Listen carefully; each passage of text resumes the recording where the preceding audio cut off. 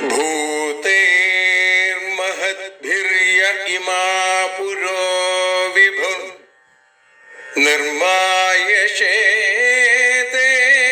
यदमूषु पूरुष भुङ्क्ते गुणान् षोडश षोडशात्मका सोऽलं कृषीष्ट भगवान् वचांसि मे।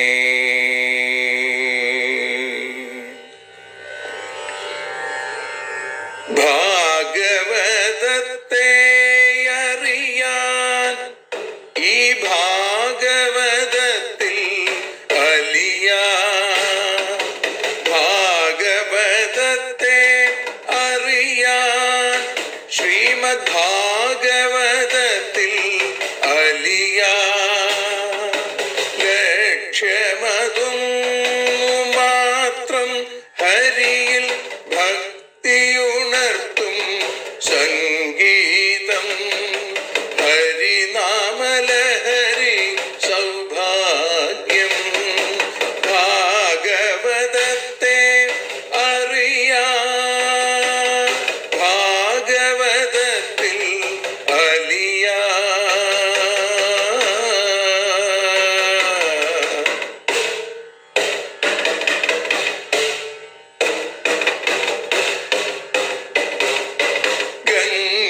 ഗംഗാപതിയുടെ പുത്രൻ സുന്ദര ഗണനായകനോ തുണ ചെയ്യൂ. ഗംഗാപതിയുടെ പുത്രൻ സുന്ദര ഗണനായകനോ തുണ ചെയ്യൂ. വീണയിൽ സംഗീത സാഗരം തീർക്കുന്ന വാണീദേവിയും കാക്കേണേ എന്നിൽ ഭാഗവത കഥ നിറയേണേ.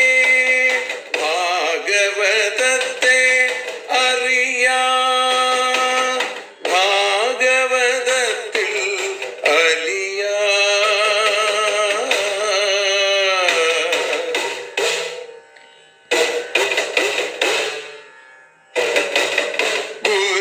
ഗുരുവായൂരിൽ നിത്യം നിറയുക ഗുരുവായൂരിലെ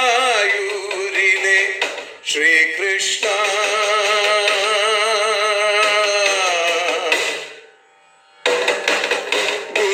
ഗുരുവായൂരിൽ നിത്യം നിറയുക ഗുരുവായൂരിലെ ശ്രീകൃഷ്ണ.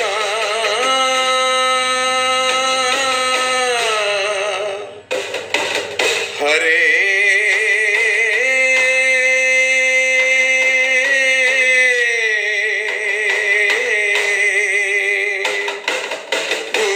ഗുരുവായൂരിൽ നിത്യം നിറയുക ഗുരുവായൂരിലെ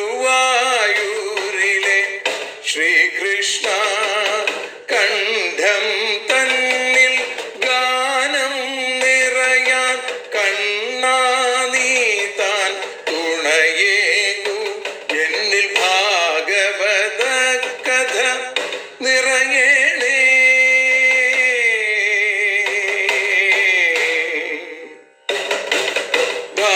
ഭാഗവതത്തെ അറിയാൻ ഭാഗവതത്തിൽ അലിയാൻ.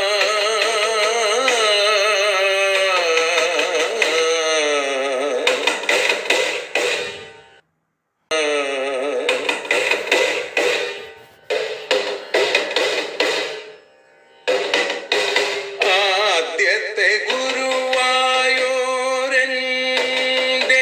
അച്ഛനുപാദ നമസ്കാരം. ആദ്യത്തെ ഗുരുവായൂരനുടെ അച്ഛനുപാദ നമസ്കാരം. അമ്മിഞ്ഞപ്പാൽ മധുരം നൽകിയ അമ്മേ നീ വരമേകേണേ. എന്നിൽ ഭാഗവത കഥ നിറയേണേ.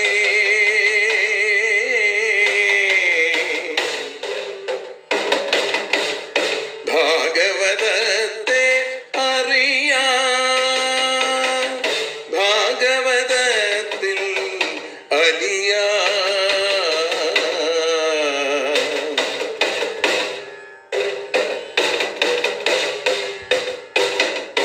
ശ്രീഹരി തന്നുടെ കഥകൾ നിറയും ശ്രീമദ് ഭാഗവത സ്മൃതിയിൽ.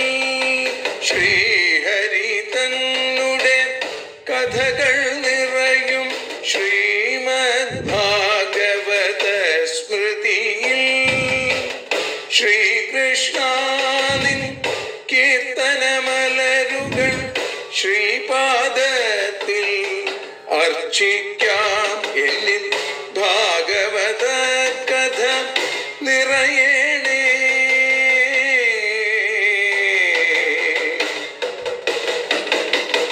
ഭാഗവതത്തെ അറിയാൻ, ഭാഗവതത്തിൽ അലിയാൻ, ലക്ഷ്യമതൊന്നു മാത്രം ഹരിയിൽ ലഹരിയുണർത്തും സംഗീതം.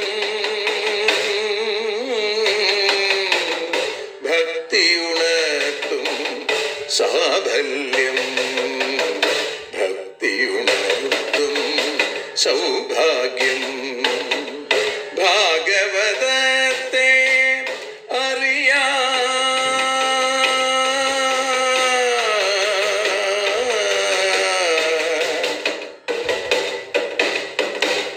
ഭാഗവതത്തിൽ അലിയാൻ.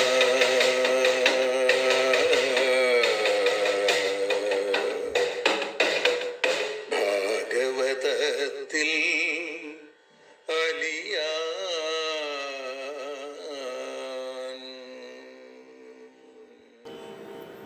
സർവത്ര ഗോവിന്ദനാമ സങ്കീർത്തനം. ഗോവിന്ദ ഗോവിന്ദ. കഥാമയും ഭാഗവതാഭിധാനാം ഹരേതനും തേ ചരിതൈസ്ത്വദീയൈ. യഥാമതി ത്വൽപരിതോഷകാമസ്തൗമി പ്രസീദാച്യുത മാരുതേശ. ശ്രീ ഗുരുവായൂരപ്പാ ശരണം. ശ്രീമദ് ഭാഗവതം അറിയാൻ അലിയാൻ എന്ന അക്ഷരപൂജ ഇന്ന് 641 ദിവസത്തിലേക്ക് എത്തുമ്പോൾ ഭഗവാന്റെ അപാരമായ കാരുണ്യം, വാത്സല്യം ഒക്കെ അനുഭവിക്കുന്നു.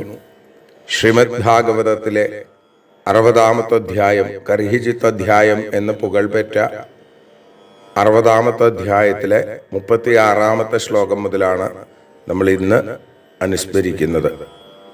രുക്മിണീ ദേവിയുടെ വാക്കുകളാണ് നമ്മൾ കേട്ടുകൊണ്ടിരുന്നത്.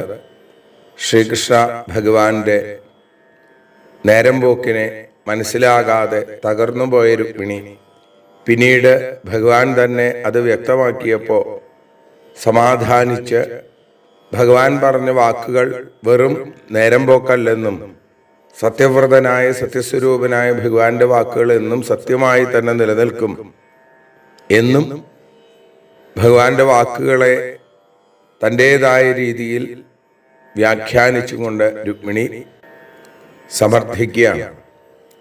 നിഷ്കിഞ്ചനോ നനു ഭവാൻ നയതോസ്തി കിഞ്ചിൽ യസ്മൈ ബലിം ബലിഭുജോപി ഹരന്ത്യജാദ്യ നത്വാ വിദന്ത്യ സുതൃപോന്തകമാഢ്യതാന്ധ പ്രേഷ്ഠോ ഭവാൻ ബലിഭുജാമപി തേപി തുഭ്യം. യതഃ യാതൊന്നിൽ നിന്ന് അന്യമായിട്ട് കിഞ്ചിൽ അല്പവും നാസ്തി ഇല്ലാതിരിക്കുന്നുവോ ഭവാൻ അങ്ങ് നിഷ്കിഞ്ചനഹാനു നിഷ്കിഞ്ചനാണ്. ബലിഭുജ പൂജയെ സ്വീകരിക്കുന്ന അജാദ്യ അപി ബ്രഹ്മാദികളും യസ്മൈ ബലിം ഹരന്തി ആർക്കാണോ പൂജ ചെയ്തുകൊണ്ടിരിക്കുന്നത് ആഢ്യതാന്ധ ആഢ്യത കൊണ്ട് അന്ധന്മാരായിരിക്കുന്ന അസുതൃപ ഇന്ദ്രിയാധീനന്മാർ ത്വാ അന്തകം ന വിദന്തി അങ്ങയെ അന്തകനായിട്ട് അറിയുന്നില്ല. ബലിഭുജാം അപി ബലിഭുക്കുകൾക്കും അവിടുന്ന് പ്രേഷ്ഠ പരമപ്രേമാസ്പദമാണ്. തേ തുഭ്യം അപി അവർ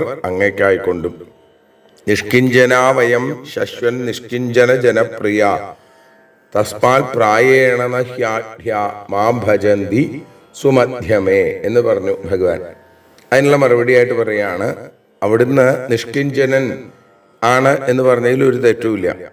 കാരണം അനന്തകോടി ബ്രഹ്മാണ്ടങ്ങളുടെ ഉള്ളിൽ അടങ്ങിയ എല്ലാ വസ്തുക്കളും അവിടുന്ന് തന്നെയാണ് എന്നിരിക്കെ, അങ്ങയിൽ നിന്ന് അന്യമായിട്ട് വേറെ ഒന്നുമില്ല എന്നിരിക്കെ അവിടുന്ന് നിഷ്കിഞ്ചനാണ്, ഒന്നുമില്ലാത്തവൻ, ദരിദ്രൻ എന്ന അർത്ഥത്തിൽ നിഷ്കിഞ്ചനത്വം അവിടുത്തെയിൽ യോജിക്കുന്നില്ല. അവിടുന്ന് നിഷ്കിഞ്ചനാവുന്നത് എന്തുകൊണ്ടാണ്? അവിടുത്തേക്കാൾ വലിയൊരു സമ്പത്ത്, ധനം വേറെ ഇല്ല എന്നുള്ളത് കൊണ്ടാണ്. അല്ലെങ്കിൽ എല്ലാത്തിലും അവിടുന്ന് തന്നെ. നോക്കൂ, വെറും ദരിദ്രനല്ല അങ്ങ്. സകാമഭക്തന്മാർ ആഗ്രഹിക്കുന്ന ഓരോ കാര്യങ്ങൾ സാധിക്കാൻ അവര് ബ്രഹ്മരുദ്രാദിദേവന്മാരെ ആശ്രയിക്കുന്നു. അവര് അവിടുത്തെ ആശ്രയിക്കുന്നു. ഇപ്പൊ ബ്രഹ്മാദികൾ ഭക്തന്മാരുടെ അഭീഷ്ടങ്ങൾ നൽകുന്നത് എങ്ങനെയാണ്? അത് അവിടുത്തെ പൂജിച്ചിട്ടാണ്. അപ്പോ ബ്രഹ്മാദിദേവന്മാർ പോലും അവിടുത്തെ പൂജിക്കുന്നു. അവർക്കും സൃഷ്ടിയാദി വ്യാപാരങ്ങൾ നടത്താനുള്ള ശക്തി എവിടുന്നാണ് ഉണ്ടാവേണ്ടത്? അവിടുത്തെ പാതാരവിന്ദങ്ങളിലുള്ള ഭക്തി ഒന്നുകൊണ്ട് മാത്രമാണ്. അങ്ങയിൽ നിന്ന് അന്യമായിട്ട് ഒന്നുമില്ലാത്തതിനാൽ അവിടുന്ന് നിഷ്കിഞ്ചനൻ. നാസ്തി കിഞ്ചന അപി യഥാ സ നിഷ്കിഞ്ചനഃ. അത് അങ്ങക്ക് യോജിക്കുന്നു എന്ന് ഉറപ്പ്. പിന്നെ ആഢ്യന്മാര് അങ്ങയെ അറിയുന്നില്ല എന്ന് പറഞ്ഞു. കാരണം ധനം, ധാന്യം ഇങ്ങനെയുള്ളതിന്റെ സമൃദ്ധി കൊണ്ട് അഹങ്കാരം വരുന്ന, വിചാരശൂന്യന്മാരായി തീരുന്ന ഇന്ദ്രിയാരാമന്മാരായിട്ടുള്ള ആളുകൾ അങ്ങയെ സേവിക്കുന്നില്ല. അങ്ങനെയെങ്കിൽ ആഢ്യന്മാരെ അവിടുത്തെ സേവിക്കുന്നില്ല എന്നുള്ളത് ശരിയാണ്. നിഷ്കിഞ്ചന്മാർ അങ്ങയെ സേവിക്കുന്നു, അതും ശരിയാണ്. അങ്ങല്ലാതെ മറ്റൊരാശ്രയവുമില്ലാത്ത ആളുകൾ, ആ പരമാർത്ഥ തത്വത്തെ മനസ്സിലാക്കുന്ന ബ്രഹ്മാദിദേവന്മാർ പോലും അങ്ങയെയാണ് ഏറ്റവും ശ്രേഷ്ഠനായി കരുതുന്നത്. അപ്പൊ അങ്ങയെ സേവിക്കുന്നവരെ അങ്ങും ശ്രേഷ്ഠരായി കാണുന്നു. അങ്ങയാൽ നൽകപ്പെടുന്ന ഐശ്വര്യം മാത്രമല്ലാതെ അവർക്ക് സ്വന്തമായിട്ട് ഒന്നുമില്ല എന്നുള്ളത് കൊണ്ട് ബ്രഹ്മാദിദേവന്മാര് നിഷ്കിഞ്ചനന്മാരാണ്. ഏതുകൊണ്ട്? അവർ ദരിദ്രരാണ്. അവർക്ക് സ്വന്തമായിട്ടൊന്നുമില്ല, എല്ലാം അവിടുന്ന് കൊടുക്കുന്നതാണ്. അതുകൊണ്ട് നിങ്ങൾ സേവ്യസേവകന്മാരായിരിക്കുന്നു എന്നുള്ളത് സത്യം തന്നെയാണ്.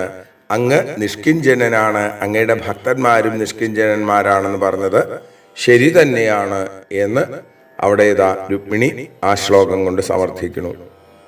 ത്വം വൈ സമസ്ത പുരുഷാർത്ഥമയ ഫലാത്മാ യദ്വാഞ്ഛയാ സുമതയോ വിസൃജന്തി കൃഷ്ണം തേഷാം വിഭോ സമുചിതോ ഭവതഃ സമാജ പുംസസ്ത്രിയാശ്ച രതയോ സുഖദുഃഖിതോർണ.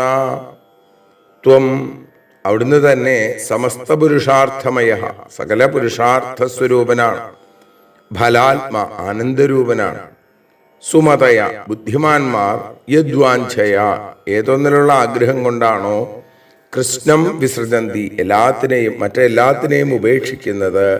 ഹേ വിഭോ, ലോകം മുഴുവൻ നിറഞ്ഞു നിൽക്കുന്ന സർവവ്യാപിയായിരിക്കുന്ന ഭഗവാനെ, തേഷാം ഭവത സമാജഃ, അങ്ങനെയുള്ള ആളുകൾക്ക് അങ്ങയുടെ ആ സംബന്ധം സമുചിതം, ഏറ്റവും നല്ലതാണ്. രതരായും സുഖദുഃഖികളുമായിരിക്കുന്ന പുരുഷനും സ്ത്രീക്കും ഇങ്ങനെ ആവുകയില്ല. അവിടുത്തെ പാതാരവിന്ദങ്ങളിൽ ഭക്തി ഉണ്ടാവില്ല. ബ്രഹ്മാദിദേവന്മാർക്ക് കൂടി ശ്രേഷ്ഠനാകാനുള്ള കാരണം യയോരാത്മസംവിത്തം, തുല്യാവസ്ഥയിലുള്ളവർ തമ്മിലുള്ള ചേർച്ച കൊണ്ടേ സന്തോഷം ഉണ്ടാവുള്ളൂ എന്ന് ഭഗവാൻ പറഞ്ഞു.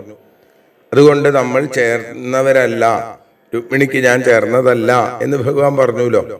ചതുർവിധ പുരുഷാർത്ഥം, ധർമ്മം, അർത്ഥം, കാമം, മോക്ഷം, അതിൻ്റെയൊക്കെ പരമമായ പ്രയോജനം എന്താണ്? ആനന്ദപ്രാപ്തി, സന്തോഷം.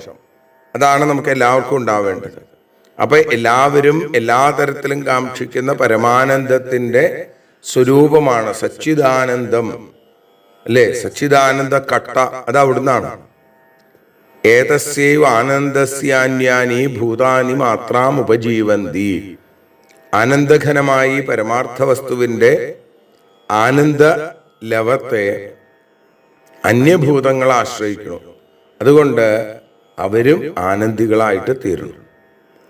അപ്പോ ഈ പരമാർത്ഥത്തെ അറിഞ്ഞ വളരെ നിർമ്മലമായ മനസ്സോടു കൂടിയിട്ടുള്ള ഭക്തന്മാര് പരമാനന്ദ സ്വരൂപനായ അവിടുത്തെ നിത്യം ആരാധിക്കുന്നു. അങ്ങനെ ആരാധിക്കുമ്പോൾ അതിന് ആഗ്രഹം വരുമ്പോൾ തന്നെ മറ്റ് തരത്തിലുള്ള സമ്പത്തിനെ മുഴുവൻ ഉപേക്ഷിക്കണം. ധനം, ധാന്യം, ഭാര്യ, മക്കള്, ഗൃഹം തുടങ്ങിയവയൊക്കെ എല്ലാ ചിന്തകളെയും ഉപേക്ഷിച്ച് ഹൃദയത്തിൽ ഏക ചിന്തയായി ഭഗവാനെ നിറയ്ക്കുന്നു.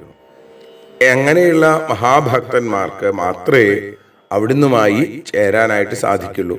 അല്ലാത്ത ആളുകളോ കേവലം ഈ ഭൗതികമായ രീതിയിൽ താല്പര്യമുള്ള ആളുകൾക്ക് അങ്ങയെ ഒരിക്കലും കിട്ടില്ല. അതുകൊണ്ട് പ്രാകൃതരായിരിക്കുന്ന അത് സ്ത്രീയാകട്ടെ പുരുഷന്മാരാകട്ടെ അങ്ങയെ വേണ്ട പോലെ ആരാധിക്കുന്നില്ല. അപ്പോ അങ്ങയുടെ സമ്പർക്കത്തിന് ഞാൻ യോഗ്യയല്ല എന്ന് പറഞ്ഞത് ശരിയാണ്. അങ്ങ് സച്ചിദാനന്ദമാണ്, ഞാൻ കേവലം ഈ സുഖങ്ങളുടെ പിന്നാലെ പോകുന്ന ഒരു ജീവനെ പോലെയാണ്. അതുകൊണ്ട് നമ്മൾ തമ്മിൽ ചേർന്നതല്ല. രുക്മിണി എനിക്ക് യോഗ്യയല്ല എന്ന് പറഞ്ഞത് അതും ശരിയാണ്.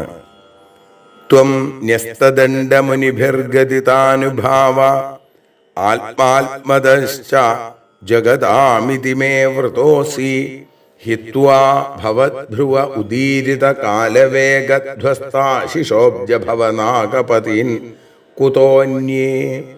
ന്യസ്തദണ്ഡമുനിഭി എല്ലാം ഉപേക്ഷിച്ച പരപീഡനത്തോടുകൂടിയ മുനികളാൽ ഗതിതാനുഭാവം കീർത്തിക്കപ്പെട്ട മാഹാത്മ്യത്തോടുകൂടിയ ജഗതാം ആത്മ സകല ജനങ്ങളുടെയും ആത്മാവായിരിക്കുന്ന ആത്മദഹ ആത്മാവിനെ ദാനം ചെയ്യുന്നവനായ ത്വം അവിടുന്ന് ആണ് ഈ ലോകം എന്ന് തിരിച്ചറിഞ്ഞിട്ട് ഭവദ്ഭ്രുവ അങ്ങയുടെ പുരികത്തിന്റെ ഉദീരിത കാലവേഗധ്വസ്താശിഷ പ്രേരിപ്പിക്കപ്പെട്ട കാലത്താൽ നശിപ്പിക്കപ്പെട്ട മനോരഥങ്ങളോടുകൂടിയ അബ്ജഭവനാഗപതീൻ. ബ്രഹ്മാവ് നാഗപതി എന്ന് പറഞ്ഞാൽ ദേവേന്ദ്രൻ, അതേപോലെ ഭവൻ സാക്ഷാൽ മഹാദേവൻ. അങ്ങനെയുള്ളവരെ അന്യേകുത മറ്റുള്ളവരെ ഉപേക്ഷിച്ചിട്ട് എന്നാൽ വൃതഹ അസി വരിക്കപ്പെട്ടവനാണ് എന്നാണ്. ഭിക്ഷുഭി ശ്ലാഘിത മുധ സന്യാസികൾ എന്നെ വെറുതെ പുകഴ്ത്തുകയാണ് എന്ന് അവിടുന്ന് പറഞ്ഞു.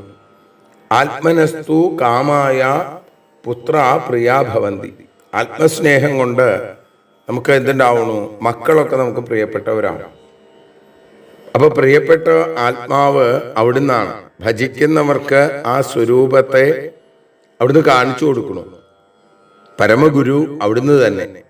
അങ്ങനെ അറിയുന്ന വിവേകികളായിട്ട് ഋഷീശ്വരന്മാര് എല്ലാത്തിലും സമബുദ്ധിയുള്ളവരായി പരപീഡാദി ക്ഷുദ്രകർമ്മങ്ങൾ ത്യജിച്ചിട്ട് സർവന്തര്യാമിയായിരിക്കുന്ന അവിടുത്തെ മാഹാത്മ്യം കീർത്തിക്കുന്നു.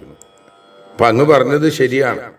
അവർ അനുഭവിക്കുന്ന പരമാനന്ദത്തെ അവർ മാത്രം അനുഭവിച്ച പോരാ, അവർക്ക് തോന്നുന്നു, ഇതാണ് സജ്ജനങ്ങളുടെ സ്വഭാവം, അവർക്ക് തോന്നുകയാണ് ഇത് ലോകം മുഴുവൻ അറിയണം, അവർക്കൊക്കെ ഈ ആനന്ദം അനുഭവിക്കാൻ സാധിക്കണം. ഇത് അത്തരം ഋഷീശ്വരന്മാരുടെ സർവസംഘ പരിത്യാഗികളായിരിക്കുന്ന അത്തരം സജ്ജനങ്ങളുടെ സ്വഭാവമാണ്. അവരവർക്ക് വേണ്ടി ഒന്നും ചെയ്യില്ല. അപ്പോ വൃഥാ ശ്ലാഘാദോഷം, വെറുതെ ശ്ലാഘിക്കണു, വെറുതെ ഭഗവാനെ മാഹാത്മ്യത്തെ പാടുന്നു എന്നുള്ളത് ശരിയല്ല. ഭഗവാനിൽ ഉണ്ടെന്ന് പറഞ്ഞ ദോഷങ്ങളെ ഗുണമായി വ്യാഖ്യാനിച്ചു. ഇനി തന്നിലുണ്ടെന്ന് പറഞ്ഞ് രണ്ട് ദോഷങ്ങൾ പരിഹരിക്കാനുള്ള വഴി, അതാണ് രുക്മിണി ചെയ്യണത്. അവിടുത്തെ പുരികങ്ങളുടെ ചലനം അത് എന്തുകൊണ്ടാണ്? കാലസ്വരൂപമാണത്. അവിടുത്തെ പുരികക്കൊടി ഒന്ന് ചലിച്ചാൽ മതി, അവിടുത്തെ ഒരു സങ്കല്പം തന്നെ മതി ഈ ലോകത്തെ നിയന്ത്രിക്കാൻ. അപ്പോൾ ബ്രഹ്മാവ്, മഹാദേവൻ, ദേവേന്ദ്രൻ തുടങ്ങിയവർ കൂടി നാശമുള്ളവരാണ്, കാലം കൊണ്ട് നശിക്കുന്നവരാണ് ഇവരൊക്കെ. രണ്ട് പരാർത്ഥം കഴിഞ്ഞാൽ ബ്രഹ്മാവിൻ്റെയും ആയുസ് ഒടുങ്ങും. അങ്ങനെയെങ്കിൽ പിന്നെ ശിശുപാലാദി ക്ഷുദ്ര രാജാക്കന്മാരുടെ അല്ലെങ്കിൽ രാജാക്കന്മാരിൽ അധമന്മാരായിരിക്കുന്ന അവരുടെ കഥ പറയണമെന്നാണ്. ഞാൻ വെറുതെയല്ല അവരെയൊക്കെ ഉപേക്ഷിച്ചത്, ഞാൻ നല്ലപോലെ ആലോചിച്ചിട്ടാണ്.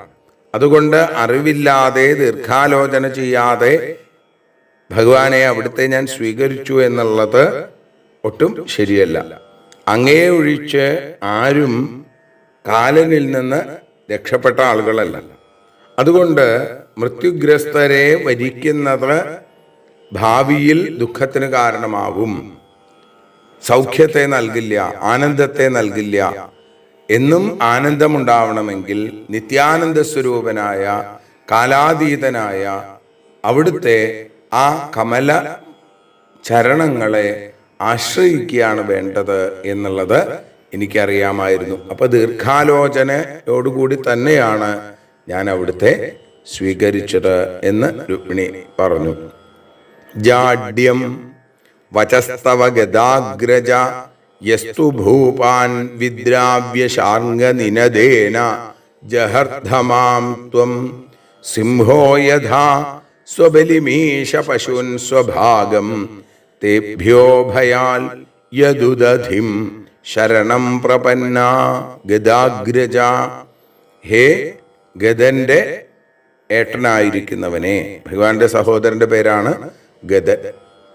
അങ്ങനെയുള്ള ഈശ, ഈശ്വര, യാ ത്വം, യാത് ഒരു അങ്ങാണ്, പശൂൻ വിദ്രാവ്യ, മൃഗങ്ങളെ ഓടിച്ചിട്ട്, സ്വഭാഗം സിംഹയഥ, തൻ്റെ ഭാഗത്തെ ഒരു സിംഹം എന്നതുപോലെ, ശാർംഗ നിനദേന, ശാർംഗത്തിന്റെ ആ വില്ലിന്റെ ഞാണൊലിയുടെ ശബ്ദം കൊണ്ട്, ഭൂപാൻ വിദ്രാവ്യ, രാജാക്കന്മാരെ മുഴുവൻ ഓടിച്ചിട്ട്, സ്വബലിം മാം, അവിടുത്തെ ബലിയായ എന്നെ, അവിടുത്തെ അവകാശമായ എന്നെ, ജഹർഥ, ഹരിച്ചത്, സാ ത്വം, അവിടുന്ന്, തേഭ്യാ ഭയാത് ഉദധിം ശരണം പ്രപന്ന, അവരിൽ നിന്ന് പേടിച്ചിട്ട് സമുദ്രത്തിൽ പോയി ശരണം പ്രാപിച്ചു എന്നത് തവ വച ജാഡ്യം, അത് ഒരിക്കലും ശരിയല്ല എന്നാണ്.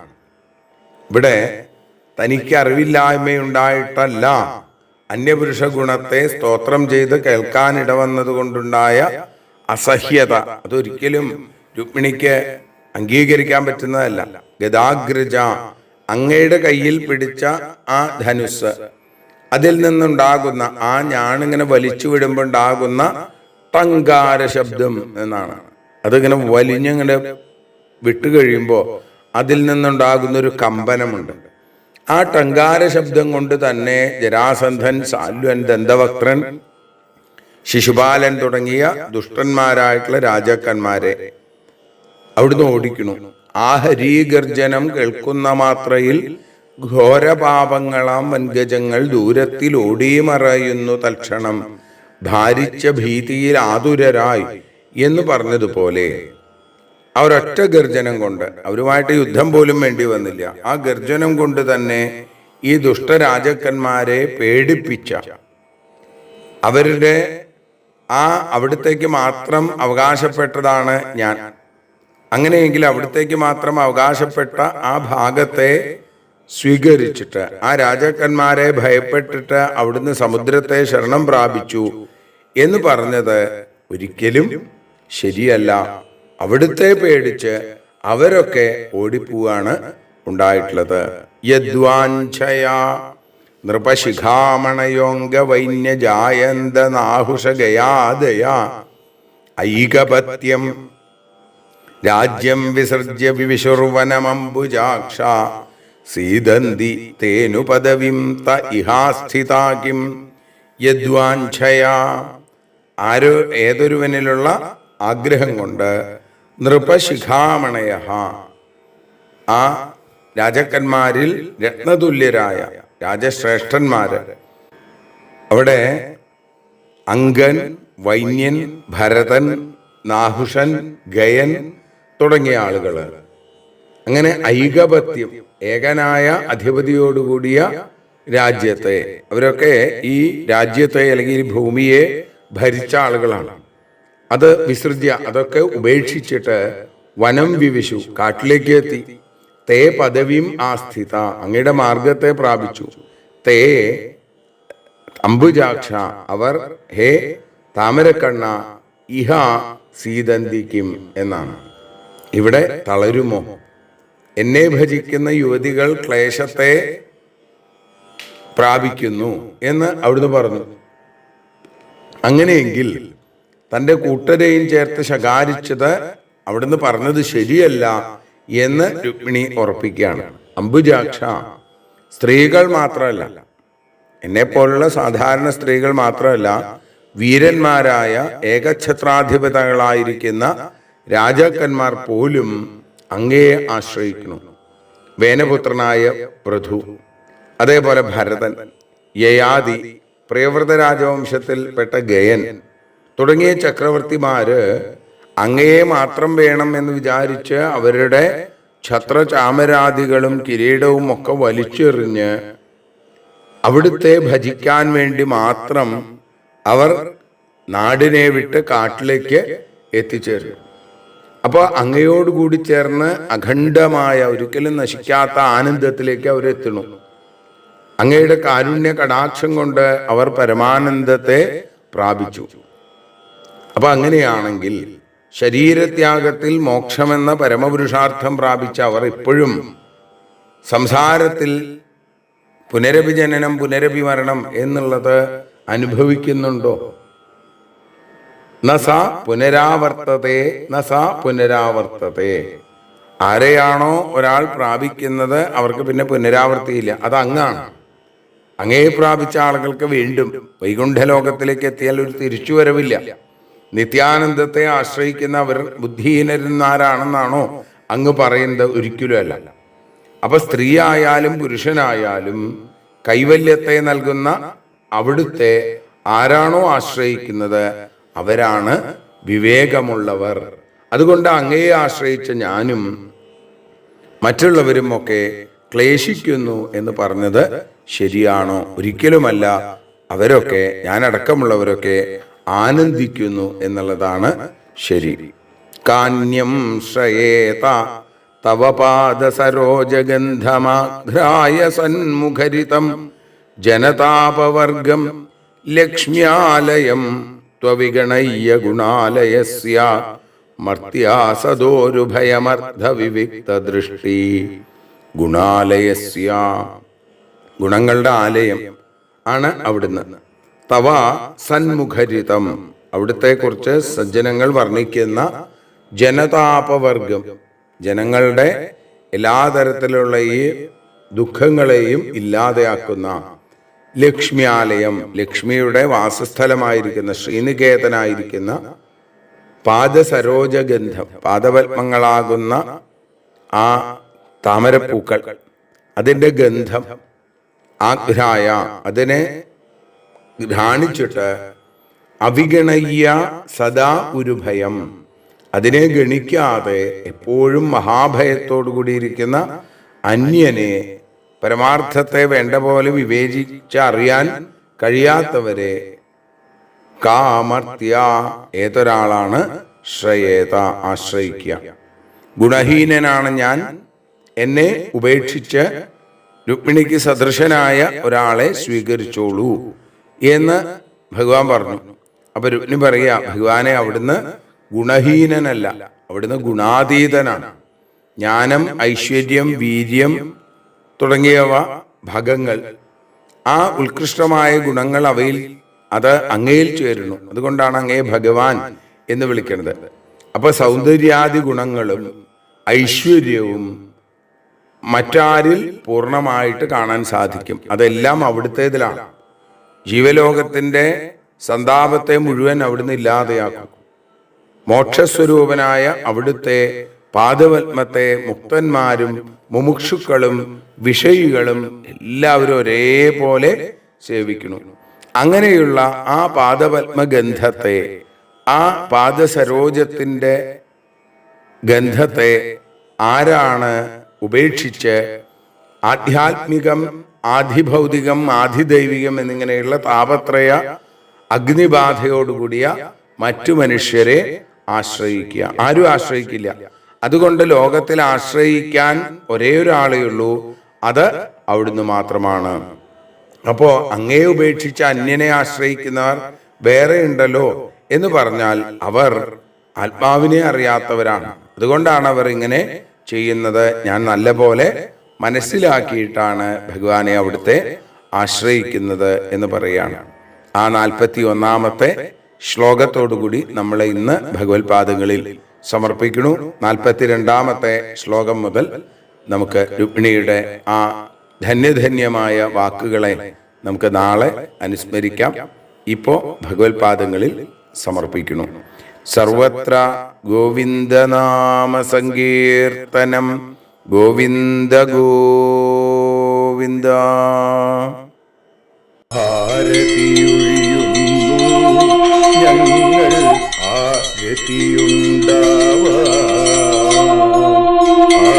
ഹരിപാദേ രതിയുണ്ടാകാൻ ആരതിയൊഴിയുന്നു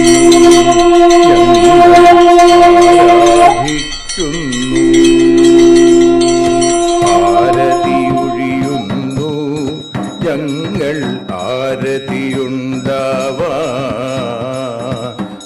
ഹരിപാദേ രതിയുണ്ടാകാൻ ആരതിയൊഴിയുന്നു ഞങ്ങൾ ആരാധിക്കുന്നു.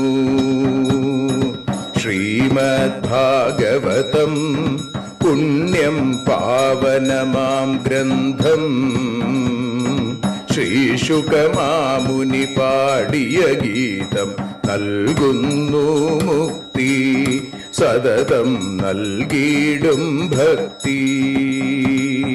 പാപികളെന്നാലും നിത്യം രക്ഷിക്കും ഗ്രന്ഥം പരമാനന്ദ സുധാരസമയമി ഹരിലീലാസാരം. നിത്യം വേദത്തിൻ സാരം. വൈരാഗ്യം ജ്ഞാനം ഭക്തി എന്നിവ നൽകിയിടും വൈകല്യങ്ങൾ തീർത്തിയിടുന്നൊരു സുന്ദരമാം ഗീതം. നിത്യം നൽകും കൈവല്യം. കലിമലമഥനി പാപവിനാശിനി സതതം സേവയെ ചെയ്യുന്നോർക്കോ സുഖകാരിണി ഗ്രന്ഥം. നിത്യം നൽകും സായുജ്യം.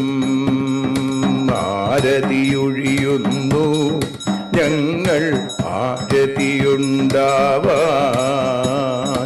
ആരതിയൊഴിയുന്നു ഞങ്ങൾ ആരതിയുണ്ടാവാൻ ഹരിപാദേ രതിയുണ്ടാകാൻ ആരതിയൊഴിയുന്നു ഞങ്ങൾ ആരാധിക്കുന്നു. ഞങ്ങൾ ആരതിയൊഴിയുന്നു കണ്ണ ആരാധിക്കുന്നു. രാധാരമണ മുകുന്ദ മുരാരേ ശരണം മേ തവ ചരണയുഗം. പവനപുരേശ രാധാ കൃഷ്ണ ശരണം മേ തവ ചരണയുഗം. മീനായി മണ്ണിൽ പിറന്നൊരു ദേവ ശരണം മേ തവ ചരണയുഗം. കച്ഛപരൂപമെടുത്തൊരു ദേവ ശരണം മേ തവ ചരണയുഗം. സൂകരഭാവമണിഞ്ഞൊരു ദേവ ശരണം മേ തവ ചരണയുഗം. നരഹരി രൂപമെടുത്തൊരു നാഥ ശരണം മേ തവ ചരണയുഗം. വാമനനായി വിളങ്ങിയ ദേവ ശരണം മേ തവ ചരണയുഗം. ഭാർഗവരാമനതായൊരു ദേവ ശരണം മേ തവ ചരണയുഗം. ദശരഥനന്ദനായൊരു ദേവ ശരണം മേ തവ ചരണയുഗം. ബലമേറുന്നൊരു രാമനാഥ ശരണം മേ തവ ചരണയുഗം. ദേവകി നന്ദന വസുദേവാത്മജ ശരണം മേ തവ ചരണയുഗം. യശോദതനയാ സുന്ദര രൂപ ശരണം മേ തവ ചരണയുഗം. ദ്വാരകവാസാരുക്മിണികാന്ത ശരണം മേ തവ ചരണയുഗം. കലികാലത്തിൽ കൽക്കിയും നീയേ ശരണം മേ തവ ചരണയുഗം. രാധാരമണ മുകുന്ദ മുരാരേ ശരണം മേ തവ ചരണയുഗം. പവനപുരേശ രാധാകൃഷ്ണ ശരണം മേ തവ ചരണയുഗം. ചോറ്റാനിക്കര വാഴും ദേവി ശരണം മേ തവ ചരണയുഗം. സാംബ സദാശിവ ശംഭോ ശങ്കര ശരണം മേ തവ ചരണയുഗം. ഹരിഹരപുത്ര ആശ്രിതമിത്ര ശരണം മേ തവ ചരണയുഗം. സദ്ഗുരുനാഥ ഗുണപരിപൂർണ ശരണം മേ തവ ചരണയുഗം. മൂഷികവാഹന മോദകഹസ്ത ശരണം മേ തവ ചരണയുഗം. ഭക്തജനപ്രിയ ഭാഗവത പ്രിയ ശരണം മേ തവ ചരണയുഗം.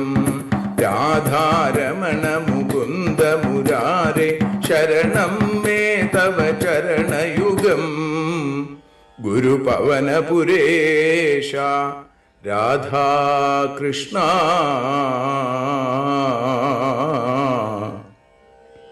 ശരണം മേ തവ ചരണയുഗം.